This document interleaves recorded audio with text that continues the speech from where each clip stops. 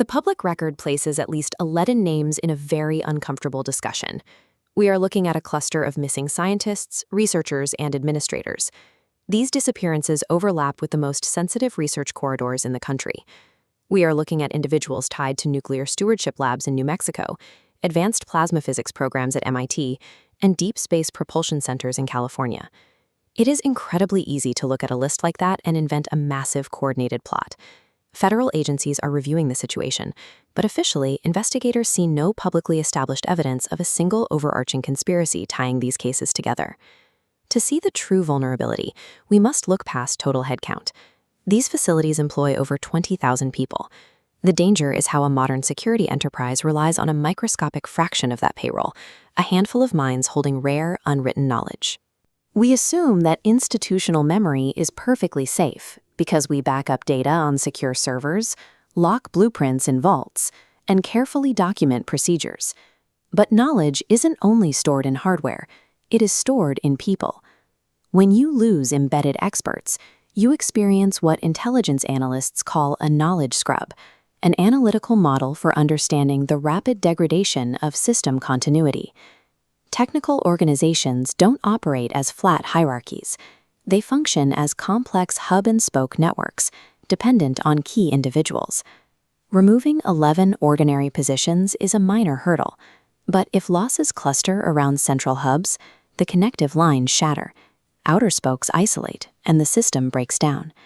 Remove enough of these embedded experts, and the organization gets slower. It forgets how to solve complex problems. Ultimately, it ends up paying steep tuition to its own past by relearning old lessons. To understand how this collapse happens, you have to look at the 3 types of key human nodes holding these systems together. First is the bridge.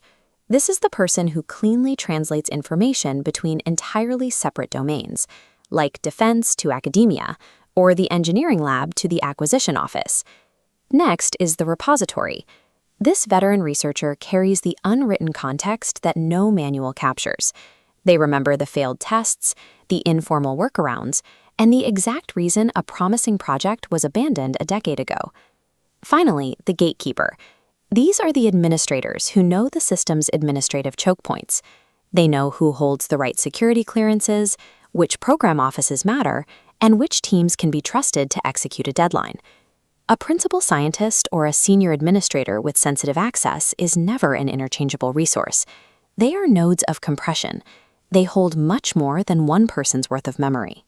Recognizing the supremacy of human capital over raw data is a proven geopolitical reality. States have always known the value of rare minds. After World War II, the United States executed Operation Paperclip. They sponsored the immigration of roughly 1,500 scientists and technicians, knowing advanced scientific capability travels poorly without the humans who embody it. The goal was to acquire the minds before rival powers could. Targeting these minds disrupts massive programs.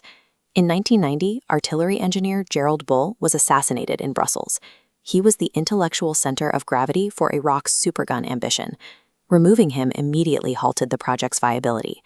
We see the same logic in the sustained, covert campaign against Iranian nuclear scientists. Western intelligence regarded figures like Mohsen Fakhrizadeh as uniquely valuable nodes. Removing them is a deliberate tactic to scramble a state's strategic capabilities. Decades of intelligence operations prove a very specific point. A complex technological project can almost always outlive its paperwork, but it rarely survives the loss of its human architect.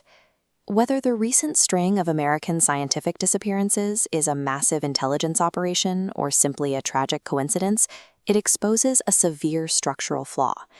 These systems are incredibly brittle because they rely on too few minds. This same vulnerability exists far outside of national security. Small and mid-sized businesses face this exact architectural threat every single day. A corporate competitor doesn't need to execute a sophisticated cyber intrusion to cripple your business. They simply hire away the one operations manager who understands how the plant actually runs, or the specific controller who knows where the margin leaks are hiding. Everyday corporate poaching and sudden attrition execute a micro-scale knowledge scrub. The sudden departure of a single foundational employee can erase years of organizational memory overnight. Key person risk is treated as a mundane human resources issue. In reality, it is a critical matter of corporate intelligence, competitive risk, and operational survival.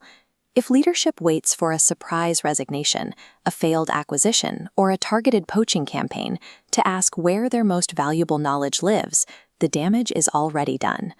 To survive, leaders in both national security and the private sector must proactively map their networks. They have to identify their bridges, repositories, and gatekeepers, and protect that tacit knowledge before a competitor or a catastrophe scrubs them forever.